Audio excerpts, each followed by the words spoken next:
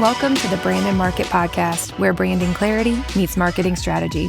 I'm your host, Allie Haney, founder of Brand and Market, a boutique agency dedicated to helping small businesses craft intentional brands and effective marketing plans. Each week, I share practical tips and insights to help you, especially those of you in real estate-related industries, build a standout brand to attract your brand's biggest fans. Let's dive in. Welcome back to the Brand and Market Podcast. I'm very excited for today's episode because I have someone as a guest that is near and dear to my heart. I have Miss Georgia Donovan. And Miss Georgia Donovan is so special to me because I've gotten to know her pretty well over the last 2 years as we have been on a home search for the perfect spot for us here in Raleigh, North Carolina, where we have finally ended up and have started to put down roots. She's been with us through the entire process of looking for a potential wedding venue to transition over from Kentucky to deciding that we want to keep it simple and downsize to just a single family home. So she's been with us through the whole ride, and I'm really grateful for that.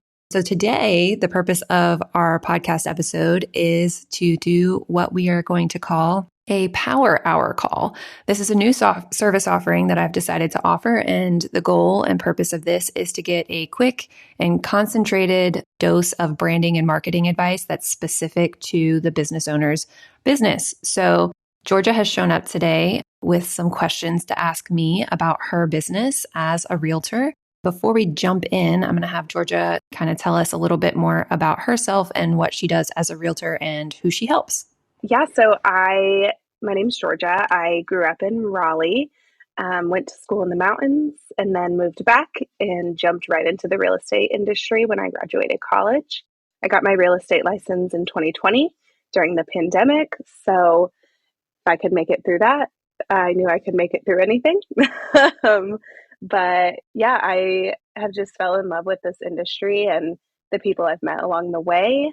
A lot of my clients turning into friends, just like you. And yeah, I just love everything about what I do. Yeah, you are in a very specific industry that allows you to see deeply into people's personal lives. Yeah, exactly. With a lot of times, people come to realtors when they are experiencing a major life change, whether that's, finding their first home because they just got married, or buying a bigger home because their family's outgrown the one that they have, or downsizing. All of those times are at very emotional, transitional times in life. And so I'm sure that you see quite a bit into the family dynamic whenever you're working with clients, as you did with us.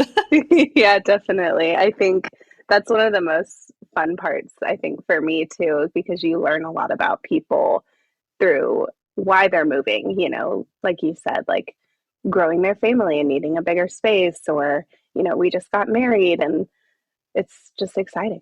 And I know that you recently had a transition of brokerages, and I think that's something that probably a lot of other realtors feel as well. Can you tell me a little bit about that transition, not necessarily in terms of like relationships between the broker and the realtor, but more like just like marketing expectations and systems expectations? Has there been a real like difference in transition and those types of things as far as like the overall brand of the brokerage goes? Yeah, I think it really depends on brokerages. The previous brokerage I was at was very heavy on marketing their brokerage, whereas the one I'm with currently, I feel freer to kind of market myself and my own brand a little easier. And develop like a personal brand. Exactly. Yeah. Instead of just, everything with my company's name, I have a new logo now and a website, and I feel, that really kind of kick-started that whole aspect for me. So that's been exciting. That's exciting. I think we're probably going to dive into that a little bit deeper today. So I'm excited to get there. Let's go ahead and kick off this power hour call. I'm ready, like fire away with some questions for me, and we'll get started and dive right in. I had my first question for you. I just wanted to talk about you a little bit. I just wanted to know what inspired you to rebrand in this direction and how it specifically helps real estate professionals like myself stand out. It's such a competitive and saturated industry. So I just want you to tell me all the things and brag about yourself here for a bit. Oh, thank you. Well, I think that says something about your personal brand that you're asking me to brag about myself. You're letting me talk about me. Well, I think if you've been with me since the start of the podcast, and like I said, Georgia, you've been with me for over 2 years now. I think we're going on 3. But I started my business as a photography business. And that photography business, I was blessed enough to be able to work with other small business owners in the capacity as their brand photographer. And as I kind of got a little bit deeper into the branding world, a lot of the feedback from my clients was, I've worked with other photographers in the past, but they've never come into a session with quite as much strategy as you. You were asking all of the right questions. For example, do you have an upcoming launch, or are you going through a website redesign where you need a specific orientation of images? And so I was thinking of the session very thoroughly, very strategically. And so that was kind of my first, like, me dipping my toe into the branding world of things, but looking at it through a marketing lens of how best we could harness those photos to support the ultimate goals of the business. And then, as you know, in I believe 2021, we moved to Kentucky, and we attempted to start a wedding venue. So I went through that search process. We were looking for properties for over 2 years and finally settled on one in Kentucky. I did a lot of research on zoning and laws and everything. So I was like All of deep, the things. all of the things. I was Yes. deep in the real estate world for a while, but only through my own lens, so to speak. And with that, there was another kind of section of our story happening simultaneously where we were still running our short-term rental in North Carolina from where we had purchased that house, in 2015. And so there were like a lot of just through lines, a lot of like strings of my story that were attached to real estate in some way, shape, or form. Eventually, we decided not to go through with the wedding venue based off of some of those zoning laws that I got to know so well, and ended up turning that into a short-term rental as well. So we still own that in Kentucky. We still run it as a short-term rental to this day. I ended up getting my real estate license in Kentucky in an attempt to sell that property. It's still, for sale by owner. So if you're interested in a beautiful 90-acre estate in Kentucky with 2 living structures, let me know. I will send it out to the sphere. Right. But finally, I realized that I had so many of these interesting skill sets that overlapped with some interesting knowledge that a lot of people in the branding and marketing world didn't have. So when I went through and decided to go through with the rebrand of Brand and Market, I just brought all of those skills into under one roof, so to speak. So I still do brand photography. I don't do real estate photography, but happy to refer people to a real estate photographer here. But yes, then, I do a lot of email marketing, a lot of social media management, stuff like that, website design for people with my specific set of knowledge within the real estate world. So that's kind of brought us here. I love it. What a journey for you it's been. Oh, yes. Yeah, always a journey. And I like to think that we make the best of every situation we were handed, because we've been handed some kind of rough situations. And I think too, that kind of brings a little bit of a calm, cool, and collected demeanor from me that really serves as a source of comfort to my clients if they ever were to come to me in like a time of crisis where they, absolutely need leads or whatever it might be. Yeah, I feel like I've always felt that from you, like just knowing you for the past couple of years. Like you always just seem very, like you said, calm, cool, and collected. And I'm like, okay, I need to take some notes from you. That's why I started yoga. I got to be more like you. I appreciate that because it's a lot like a duck, like they look calm on the surface, but then like they're under the water, the feet are going a mile a minute. That's kind of how my brain works, but I'm pretty good at keeping the poker face on. Well, I'm excited for you. I mean, I've seen, how things have changed for you just over the past couple of years. So I'm excited for this new chapter. And being in North Carolina, especially, like that's a little, that's just me being, what's the word? Selfish. That's me being selfish and having you guys here. But your new chapter with this brand and seeing how you're going to grow. So Thank you. I appreciate that. We're very excited to be in North Carolina too. For those of you who don't know, this is actually our second time that we've lived in North Carolina. We lived in North Carolina from 2015 to 2018 when my husband was still active duty. However, we lived a little bit closer to the coast. We were right outside of Topsail Beach. So it's a little bit of a different vibe, but overall the same like North Carolina that we know and love. Like we feel like we're back at home now. Enough about me, Georgia. Let's dive into your business and your personal brand. Okay, well, I came up with a couple of questions for you. So, what are the most common mistakes you see real estate agents make when it comes to branding and marketing themselves? And how do you suggest like avoiding those pitfalls? That's a good question. I have two things that I think probably fall into this category of things that you should kind of stay away from or mistakes that you could make.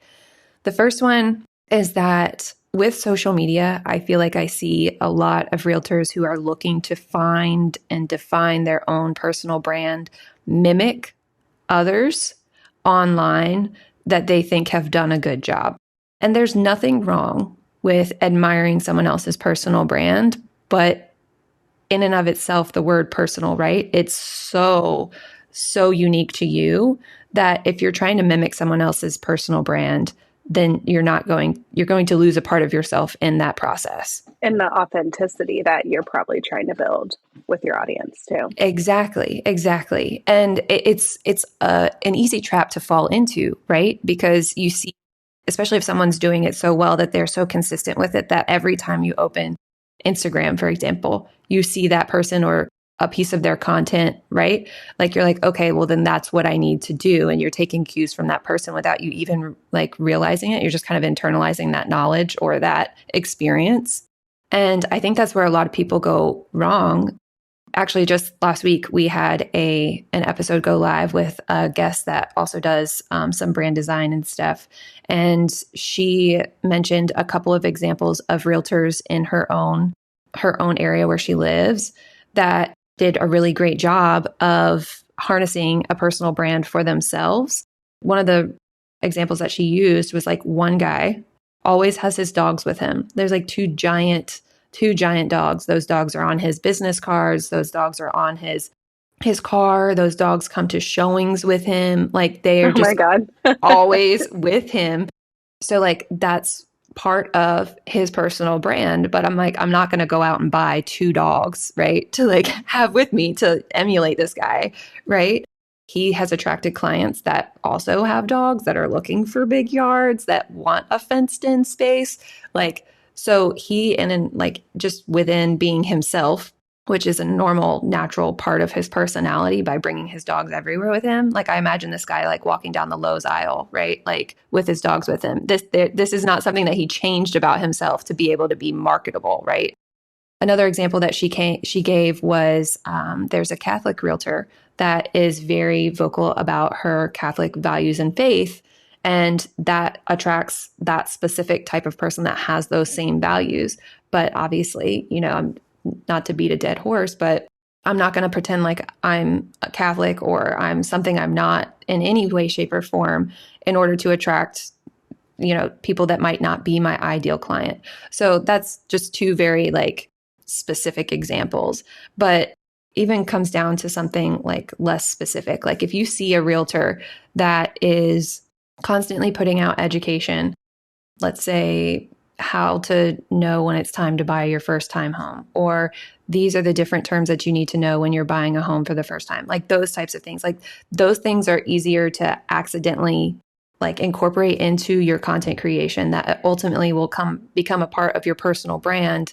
But if that's not who you want to target or attract, then it's going to be counterintuitive to your overall goals for your business. Does that make sense? Yeah, totally. I think like one thing that I really struggle with kind of in the same realm is I see a lot of, realtors on TikTok or Instagram doing funny videos. And I'm like, I'm the target audience for that, typically, another realtor, right? So, I don't really keep up with the trends in that sense because for me, it's trying to curate my online presence to attract more clients and to build that community, not necessarily get a realtor to like my pick. or my real, you know what I mean? So like it's kind of for me been hard to figure out how to incorporate a little bit of funny or like, you know, a little bit of serious while still maintaining with that targeted audience, if that makes sense.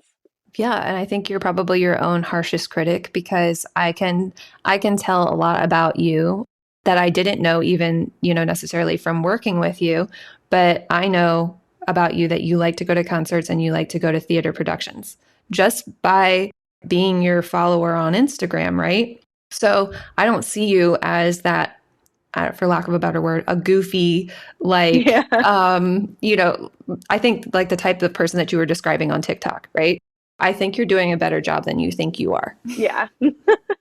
I'm just, it's hard because you see those funny videos and trends and you're like, "Ooh, I should do something like that or I should do this." I usually don't succumb to those trends or end up doing any sort of dancing on TikTok. But you just think in your mind like that's what I should be doing because look how many likes they're getting, all the engagement they're getting. But at the end of the day, other realtors are the target audience for those funny videos. So it's kind of just shifting that mindset, I guess.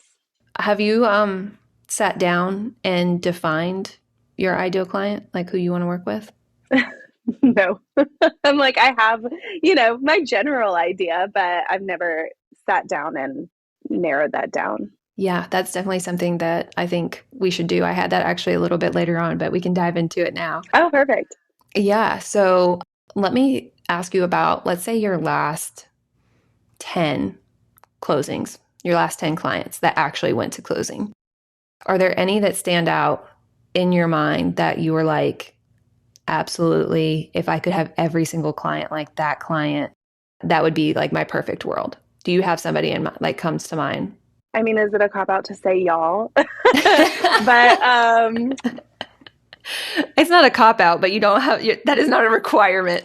Like we were chaotic as hell, okay? it's fine. I honestly live for the chaos.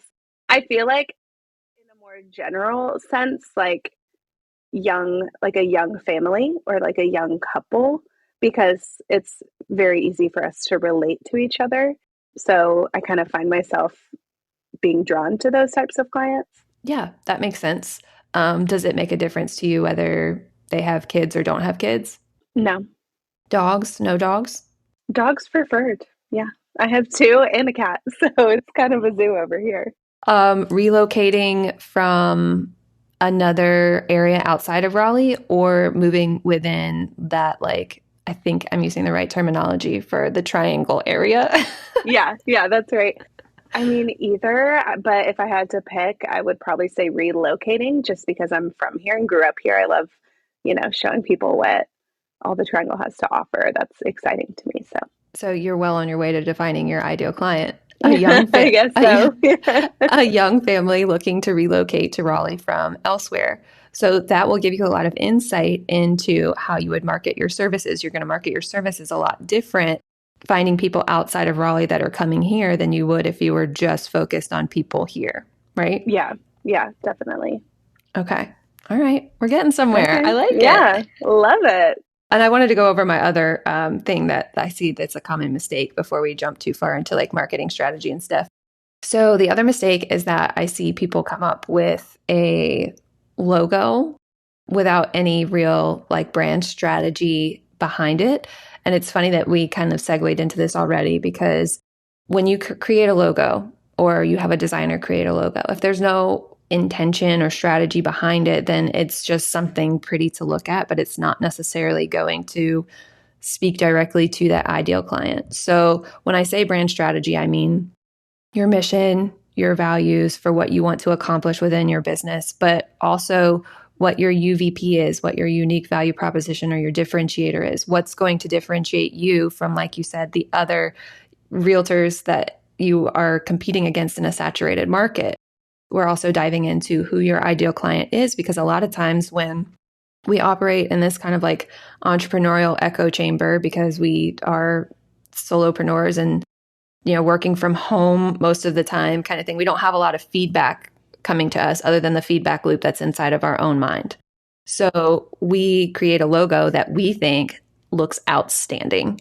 But does that logo or the color palette or the typography, whatever it might be within that visual brand, does that appeal or attract the ideal client that we are wanting to work with as opposed to attracting us? It kind of goes back to even like your content creation example on TikTok. Like, are we attracting other realtors? Because that's not who our ideal client is. Right, exactly. So I should not make any more logos on Canva is what you're saying. Look, I will never, ever, ever discourage anyone from making a logo on Canva. We have all been there, and there is a time and place for a Canva logo. I was there, right? Like it's okay. But I will discourage a Canva logo with no brand strategy behind it. Agreed. Okay, so not really a question, but just to pivot a little bit, wanted to kind of talk through my current marketing strategy for my neighborhood farm.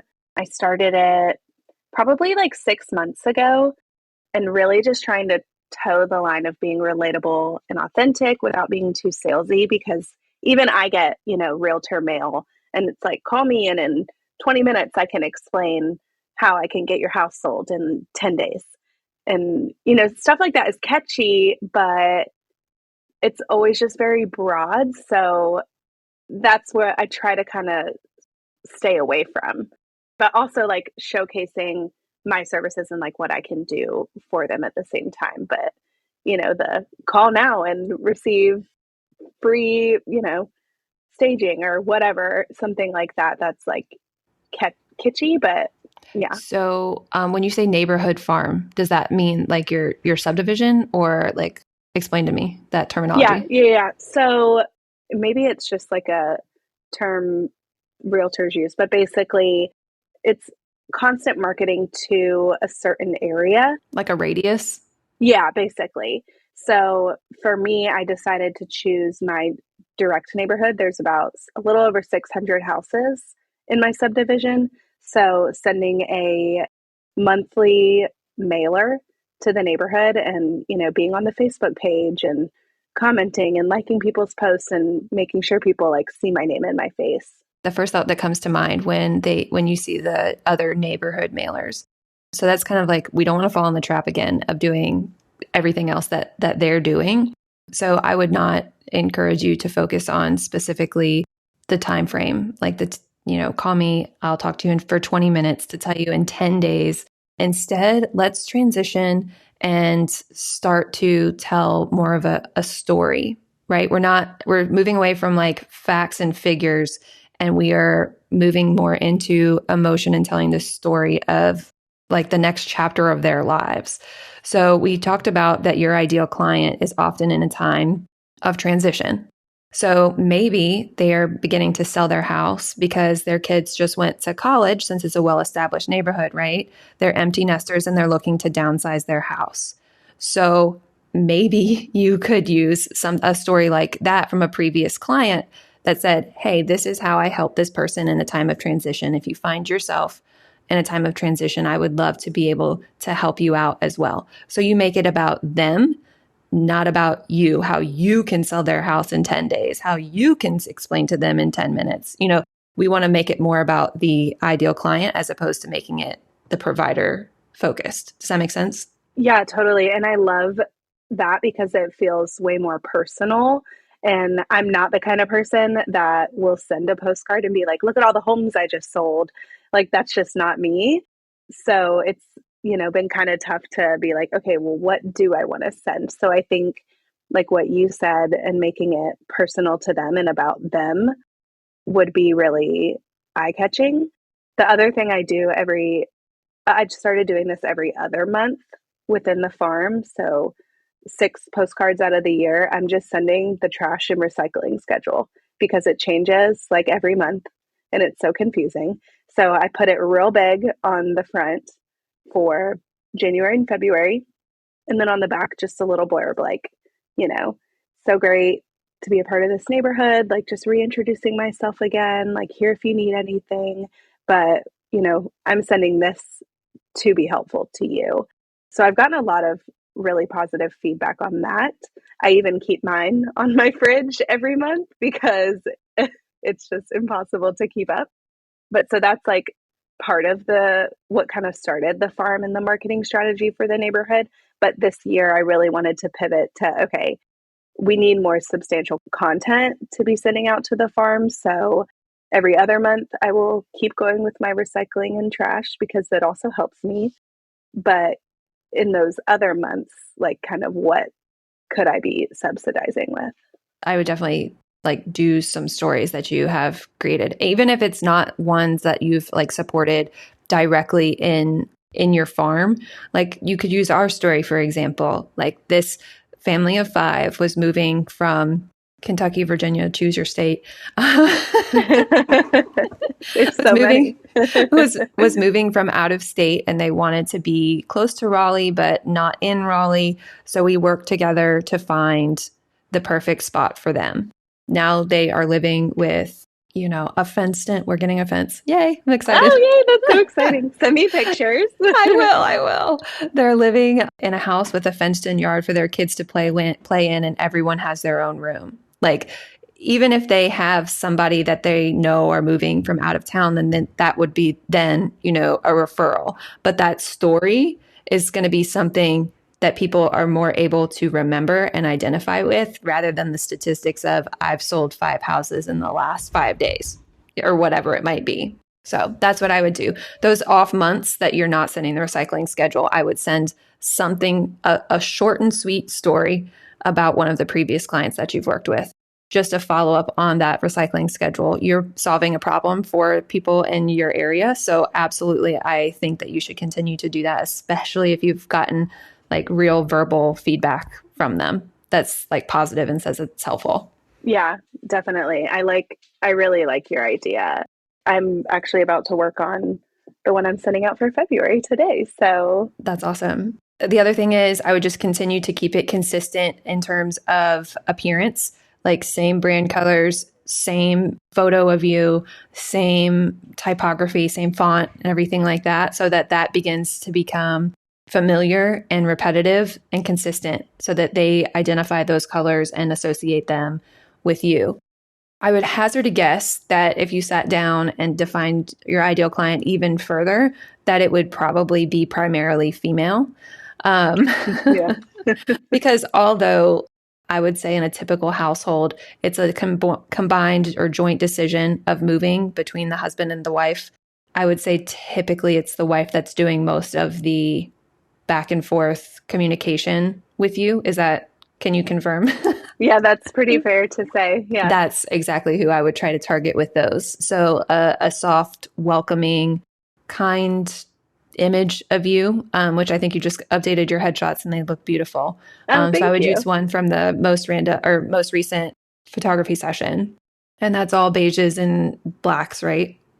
All neutrals. All neutrals, yeah. So I would continue to use all those same neutrals and use the same color palette for the recycling schedule as well as those storytelling ones so that you can continue to keep with that familiarity and repetition. Okay, perfect. I like that. And there was something else you said, and then we can move on, but I just wanted to touch on it, talking about if somebody gets it and they're like, oh, this reminds me of my friend who's moving here. Because I think when I think about everything I'm sending out to this neighborhood farm, this group of 9, it's kind of been targeted for listings. And that's what, I've kind of been considering, but I hadn't thought about, oh, someone could see this and be like, let me refer you to my sister or my friend who's moving here. So I think that kind of widens the reach a little more too. So great suggestions. Thank you. You can tailor those stories to like our story is relocating here versus like the empty nester example that I gave earlier. That's, it's still a story based, but it's not necessarily, you can switch up between like listing versus buying. Yeah, definitely. I just think it's, you go in with the one track mind, and I'm not even thinking about the other possibilities. So Absolutely. That's that echo chamber. It gets me every time. yeah, I know. I'm like constantly in it. I have one quick question about the neighborhood farm. Past the like 600 like list of names or addresses that you get, are you able to get any other demographic information like ages or how long they've lived there or anything like that? I can see how long they've lived there. Demographic information can be a little trickier to find and can borderline on fair housing when it comes to real estate. So I just kind of, Steer away. mm-hmm. Got it. Okay. Good point. Good point. Well, I only asked that like how long they've lived there because I feel like even if you could target them more further, then you would be able to maybe split up what you are sending to those specific addresses. Does that make sense? Yeah, totally. So like having maybe a different story or a different something for people who have been here longer. Exactly. Because those people who have been here longer, chances are, right, they're more likely to be moving sooner. I mean, just generally speaking. Yeah, definitely. I think that's a great suggestion. Are you feeling stuck when it comes to your branding or marketing strategy? Do you have a million ideas but no clear direction on where to start? Then it sounds like a Power Hour session would be perfect for you. This is a focused one-on-one video call designed to tackle your biggest branding or marketing challenges. Here's how it works. You schedule a call, share some of your business details and any burning questions you have ahead of time. Then during our session, we dive straight into solutions. No fluff, no generic advice, just tailored strategies that work for you and your business. Whether you're a realtor looking to stand out in a crowded market, a short-term rental owner creating a repeat guest experience, or a builder needing clarity on your messaging, the Power Hour is designed to help you walk away with actionable steps to grow your brand. Are you ready to take the guesswork out of your branding and marketing? Let's tackle it together. Visit the link in the show notes to book your Power Hour session today, and let's turn your ideas into intentional action. Okay, so this is more like for me specifically with my brand. If you had to sum up my brand in one sentence based on what you've seen, what would it be? And then also, if you have any creative ways or suggestions I can incorporate my new business name into my marketing just to ensure it resonates with my audience. For my very first Power Hour call, I did ask Georgia to send me some of her questions in advance. So I'm cheating a little bit because I was able to have some time to prepare. I knew she was going to ask me to describe her brand in one sentence. And even though I had time to prepare, it was still very difficult to boil it down to one sentence. So instead, I kind of used a few adjectives that I felt described. I usually call those brand descriptors. So I put kind, honest, and dedicated when you are client facing, and shrewd when you are negotiating. I love it. Not that she isn't kind, honest, and dedicated when she's not client facing, but I personally felt that so deeply that she was an advocate for us when we were going to negotiate, even down to Georgia's favorite thing to do in the world, the blue tape walkthrough on new construction. I'm like, it is so funny because that is, like you said, it's my favorite thing to do. I just did one a couple weeks ago, and my clients were like, because I was talking it up, I was like, I'm so excited. I'm bringing my own role. I'm bringing one for you. Like, it's going to be great. And they're like, what do you mean? Like, what is going on? And then we were there, I'm not kidding you, for 3 hours. 3 hours because they were so into it. And I'm like, if this is how I spend my Monday, I can't complain, honestly. So that in and of itself is going to be part of your client experience and a brand builder for you that you are a monster on blue tape walkthrough. I because love it.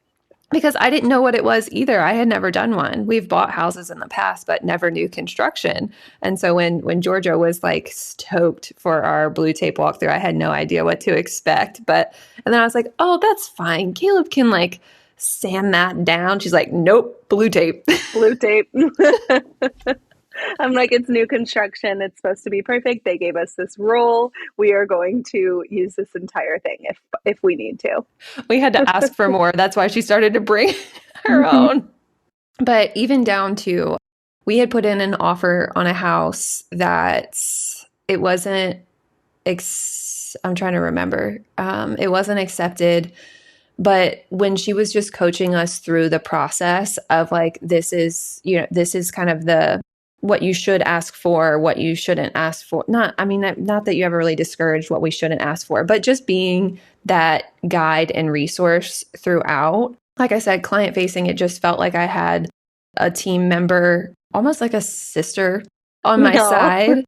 And then once like I kind of stepped back, once we figured out which, property what we wanted to put an offer in on, I didn't have to worry about, I knew you were going to be honest with me, like, and just, like I said, shrewd when you were negotiating or helping us negotiate. So I think you bring kindness and warmth with the perfect amount of backbone and boundary setting. Does that help? Yeah, no, I love that because I have really been trying to, this is going on year 5 for me in real estate. So I'm really trying to set those boundaries and have, more of a backbone. It's hard when you're starting younger in the industry, but also maintaining who I am with my clients. And so, yeah, I mean, that all really resonates. So I'm glad you see that because I'm like, that's what I'm trying to build. My favorite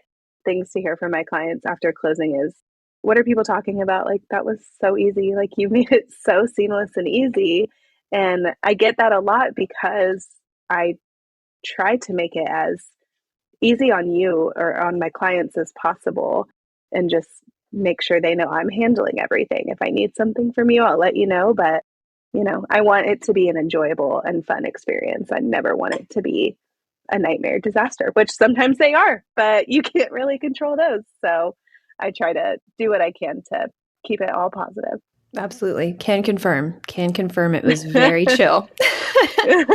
Good. I'm glad to hear it. Even though it took us 2 years. I'm like, yeah. Georgia was probably like, am I ever going to hear from these people again? No, I'm like, we've built a good rapport. And like, that's what's hard, I think, in this day and age is like building that rapport with some clients because you're not always meeting in person. You're doing a lot of things over text and over email, which is fine. But I think the first time we all met in person, we spent like, was it like a whole day together? You guys were in my car. So I was like, I hope like if we like each other, we're going to keep working with each other, no matter how long this takes. So that is true. Let me tell you what was on Georgia's radio the first time I got in her car. Oh my God, what was it? Like, I don't even know. Call Her Daddy podcast. That's hilarious. I was probably like, oh, sorry. I was like, oh, she's my people. And creative ways that you can incorporate your new business name into your marketing. I would put it on everything.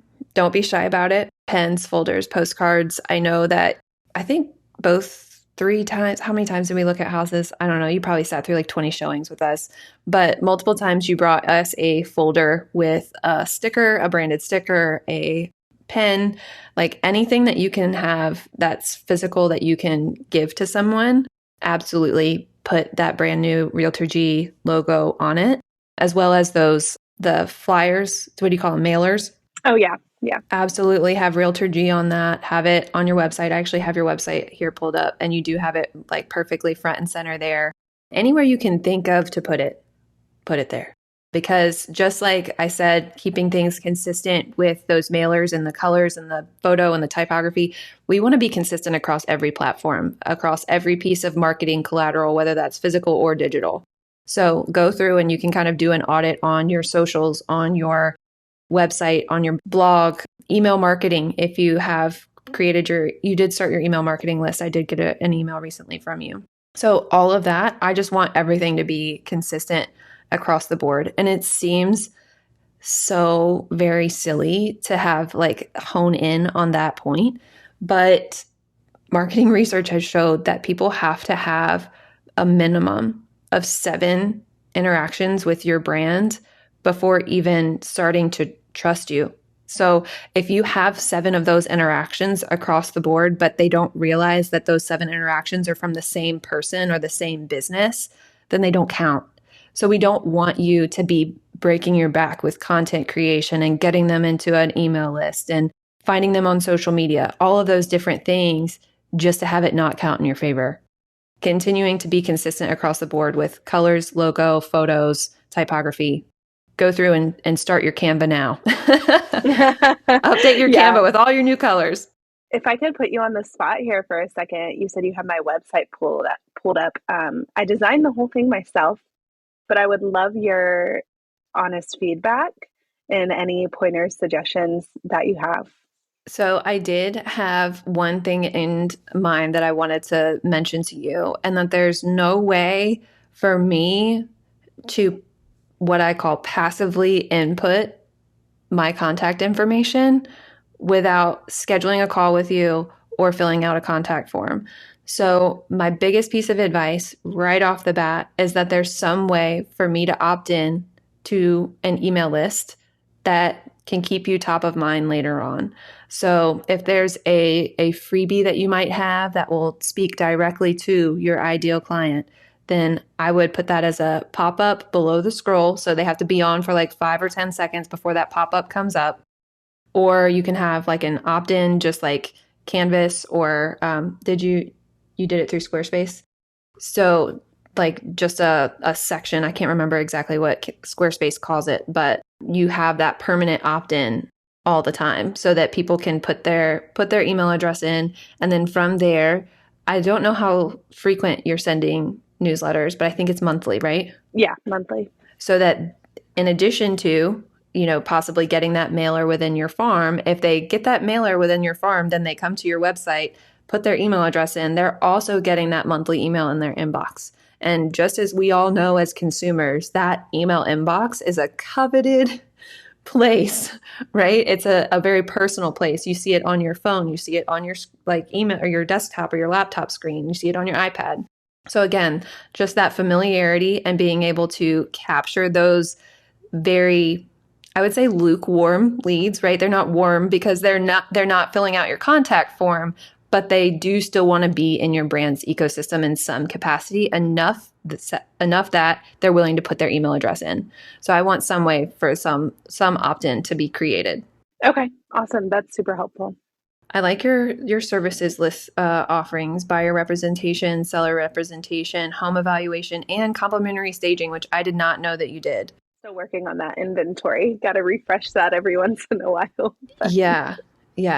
And for your contact form. So I would like to see name and first name, of course, you need, email you need. I would even go so far as to see if, I see sign up for news and updates. Is that for your newsletter on the contact form? But see, they have to actually submit the contact form, right, in order to get that. So I want there to be some easier way for them to give you their email address without feeling like they're like going to be getting a phone call from you. Do you know what I mean? Yeah, totally. However, if they are at that point where they are ready to fill that contact form in, I would ask for their phone number so that you can shoot them a text message after they fill it out, because I think that shows that you're a real person, you're proactive, and you are willing to, actually speak to them person to person. And then instead of doing subject and message like a typical like email, I would say, are you buying, selling, or investing? Do you do many investment properties? Is that not really your typical client? Yeah, I mean, I'd say maybe about 15% of my business, not a ton. Okay. Then I would still include it as an option because it's, power of three: buying, selling, investing. That way you have an idea of what their needs are prior to jumping on a call with them. Buying, selling, investing, and timeline. I think that would probably, are you looking to, I would figure out how to phrase it a little bit more professionally than make moves, but I mean, that's what they're doing. Immediately next 3 months, within a year, give them a couple different options to choose from. And that way that gives you a lot more specific information than relying on them to sit there and put in a long input text. All they have to do is click a button and hit submit. Great suggestions. Thank you. Yeah. So that's what I got for your website. I haven't looked at the blog. Obviously, I overlooked that by accident. I will say that my biggest, not about your blog specifically, but my biggest blog pet peeve is that when people don't post on it for like a year, because then you look like you're out of business, right? Like you just set and forget your website. So if you want to do the blog, I would commit to the blog, and I would do a little bit of keyword research to see what what terms you're already ranking for so that you can pour gasoline on that fire. And then if there are any terms that you want to be ranking for that you're not, then you can start to target those blog posts, that content topic, to those keywords. So yeah, is that helpful? Awesome. Yeah, it's super helpful. Okay. Thank you so much. Yes. Okay, what's one branding opportunity that I might be missing that could help me stand out in my market? And if you were analyzing my current marketing strategy, kind of what we've talked about so far, what's one thing you would tweak or expand on to help me attract more listings or more clients in general? I guess more of my targeted clients. Sure. Okay, so walk me through the existing marketing strategy. I'm going to tell you what I know, and then you can fill in the gaps if I left any. So I know that you do the mailers. So that's a physical like marketing tactic. You're actually physically sending out the mailers. I know that you are on social media and you post fairly regularly. I try. Yeah. Try to keep up with it. Don't we all? And I know that you have the email newsletter that you, I think, started at the beginning of this year again, because you used to send it out, I want to say, before you were transitioned to your new brokerage. But I feel like there was a gap in between there. And then you started again in the beginning of 2025. So email, social, and the mailers, plus your website is up. Okay. So walk me through anything else that you might have going on that I don't know about. So those are the big three. I started doing a printed newsletter to my sphere of influence and past clients. So I'm sending that out quarterly. So I'm just kind of picking one of the things I've talked about or something I want to talk about and sending that out quarterly just to make sure it gets to people. I like that little extra touch. But that's mostly just for my past clients and sphere of influence. So that started in January. Yeah, I think those are the big three are the mailers, email, social media, and then, website and blog. Let's say last 10 clients that actually went to closing, do you know where they found you? Yes. Okay, tell me where. So most commonly, it's looking like referrals from past clients or other agents, past clients who have bought and are selling and moving, and just sphere of influence. So friends of friends. I've had a few come from Instagram who, people I've kind of known, maybe not really known as well, but I've had a few deals closed from Instagram interactions. But I would say majority is sphere of influence, people who know me referring me to somebody. So that tells me a couple things. First is that I would absolutely continue to try to be top of mind for previous clients. And you can do that through focusing a little bit more on the email list, even into like an offboarding process. So, like after you close, like the client closes, like you could send that client, month one, like how are you settling in, checking in? It's your first spring in your new home. Have you changed your air filters yet? Like things like that to continue to be top of mind once they are seemingly done with like that financial transaction. Does that make sense? And again, that continues to build your brand personally because you're being your kind, genuine self. And then the other thing that kind of pops into my head is the referral source. The other realtors that are referring you clients, where are they based? So one is the coast. I have a few on the coast of North Carolina. There's one office I get a lot of referrals from, and the other main referral source is in the Northern Virginia. I have a couple in the Northern Virginia, like DC area. So do you have any type of system to thank them or stay top of mind with those ones that are already your top referral sources? I tried to, so this is another thing I've been trying to do since I moved brokerages. Our technology isn't as good. So trying to, I just got MailChimp and trying to make sure I have a good database system. So those are some of the things I've been trying to do. But with that being said, creating reminders or like action plan kind of lists to remind myself to check in with those people and, just, hey, how are you doing? How's the market going out there?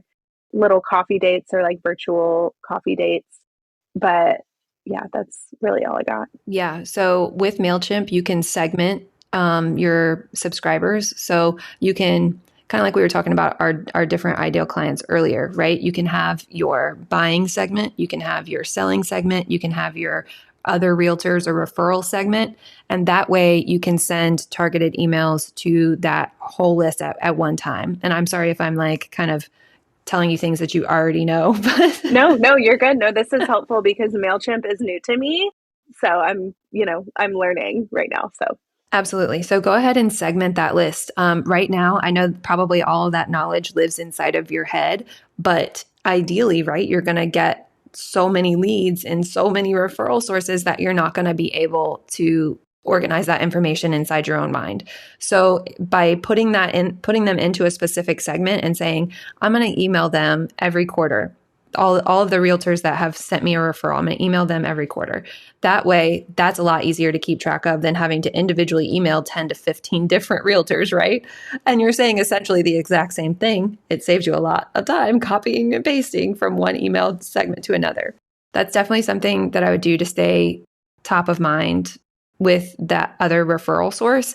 And I think because of the vast majority of your people coming from other referrals, whether that's previous clients or other realtors, let's say for, I don't know exactly the percentage, 10% may be coming from Instagram. That takes a lot of pressure off of you feeling like you have to consistently and constantly create content on Instagram, right? Because maybe that's not where your ideal client is.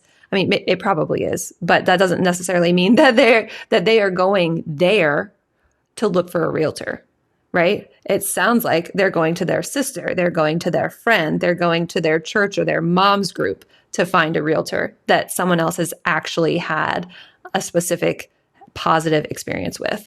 I think kind of a lot of times when you think of like marketing strategy, people immediately think of digital marketing, social media, email, website, blog. And those are all great. They all have a place, but the social media specifically recently, engagement levels have just been tanking. Like social media isn't what it is for business owners that it was 10 years ago. So we have to, understand that and respond to that new landscape on social media. And so I think I've seen a lot of trends of people pulling back from social media and refocusing to the in-person marketing of being in local networking groups, which is one of the reasons why I invited you to Rising Tide. A personal story of my own, whenever we've moved to a new area, and we've moved quite a bit, I always look up the Rising Tide group. It's mostly for creative entrepreneurs. That's the space I was in for so long. But that's always my first step to being able to find a friendly face in a new place. I've been a part of a lot of Facebook groups here in like the Wake Forest and Raleigh area. I see you in all those comment sections, girl. Look, those places it's the first step to actually having an in-person relationship with someone. And I'm all about that in today's day and age when it feels like everybody's a bot. Yeah, exactly. So I would encourage you to get out there and get into those networking groups locally. Not only does it just provide you an opportunity to get out of your own entrepreneurial echo chamber, but going into those networking groups and confidently saying, hi, I'm Georgia Donovan. I'm a realtor and I specialize in people relocating to the Raleigh area, specifically young families. If you know of anybody, I'd love to work with them. Easy as that. No, I love it because I feel like a lot of the things I fill my week with are just real estate focused, and getting out of that bubble can be tough because, we've got sales meetings, or I've got a training, or I'm doing this or that with all these other realtors. But I'm like, that's not helping my business grow. I mean, it is educationally, right? But not numbers wise, or, reaching the clients that I want to.